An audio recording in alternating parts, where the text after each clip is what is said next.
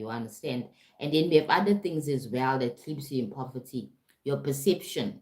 What do you think about yourself in life? Don't you know that you're able to also have a comfortable financial life? Right? Remember that this whole system about credit scores and all the other stuff is all part of the system. And the whole system is running on debt.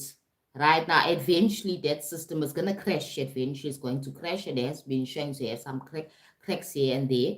You understand? And then there's other social issues too as well that they're coming into play, because politics is really part of money, the money flow in the world. So in your little economy in your home, how are you handling this latest financial crunch? How are you handling it?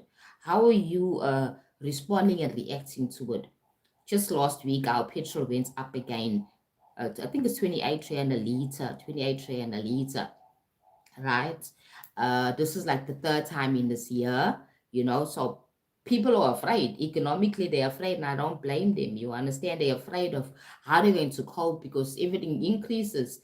When petrol prices increase, food prices increases. And when food prices increases, the electricity also increases as well. And your salary increases not that much for those that are working as well. You understand? Remember that the salary increase doesn't match the increase of inflation and other food prices. Now you go to a shopping market now to buy your food, and now you got to calculate, what can I spend on, where can I save, what alternative can I buy, or whatever to use to try and stretch my money, to stretch my rand. And at the same time, you're living in fear, because that's all based on fear. You understand? You get afraid, and we cannot help it, because it is a true living feeling that we're having. You look in your bank accounts, you look into in your wallets, and you find that I want to buy a few things. I can only afford two of those five things. So what can I do now? How am I going to cope for this week or so if you're somebody that shops weekly? How am I going to cope? Because I got children's lunches, I have the transport costs, I have, they must come home, they must eat. What are we eating and stuff like that? And food is expensive, although it's not as healthy as it used to be. It's not processed, but it's still bloody expensive. That's the whole thing. You understand? Even if you buy like vegetables, pure things that should be much cheaper, also quite expensive as well. You understand? So remember that in a world that's constantly under stress and strain, because financially, we as people need to always feel safe within ourselves. Because once you feel unsafe within yourself, you keep on manifesting the very same experience. Because when you restricted and your perception is restricted, your nervous system is in survival mode. You're not able to think of clear ideas on how I can expand my money, or how I can have a side hustle or get more money in my life, so I can able to take care of my family. You understand? Because things never get cheaper.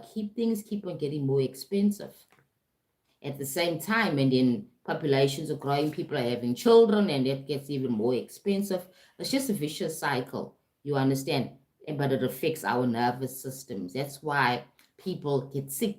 People get ill, because their nervous system is constantly on survival mode, meaning it doesn't have a chance to even heal itself. And then you're restricting the type of foods you're eating, because you can't afford proper food. You understand? You are not eating healthy living foods. These are the things that are causing the problem. You understand? So you have to find a way of finding a solution for you to be able to overcome this time. Remember that scarcity narrows your perception. When you're stuck in scarcity, you can't think straight. You cannot see anything outside your situation. Lack and scarcity is a visceral, somatic feeling. It's a feeling, sweetie pies, or an expression as well, because the feeling is an expression. Scarcity and poverty comes with a lot of inner suffering. Scarcity and poverty comes with a lot of inner suffering. When people have inner suffering, they tend to be pushed to do things that are criminal, like hurting other people. Like crime goes up very high when at this time globally, no matter which country you come from. You understand? Crime will go high because people feel desperate. They feel that for me to get to be safe, to have what I need to lash out and hurt somebody else. This is another way of dropping people's frequencies. So the more they squeeze and make all these walls and all this other stuff, it's like They're trying to drop the global people, all the people's global, or just say the unity consciousness down.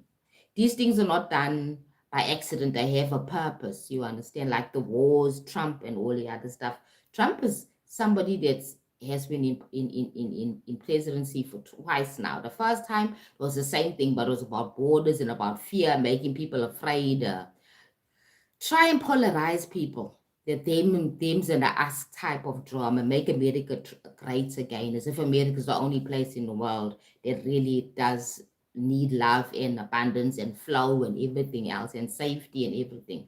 You understand? So our current governments are very demonic in nature because they're all about negativity, pushing the agenda of negativity and fear. You understand? They don't really address the issues.